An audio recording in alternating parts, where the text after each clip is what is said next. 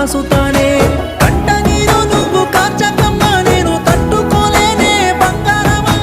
కంటి శోకంలోన మునిగిపోయానే కత్తి పోట్ల కన్న బాధ నాదేలే కన్నా అంటూ పిలిచిన నువ్వే కంటి చూపుకు దూరమయ్యావే బంగారం అంటే బాగుండే నాకు బతుకంత బాధల్లో ముంచిపోయావే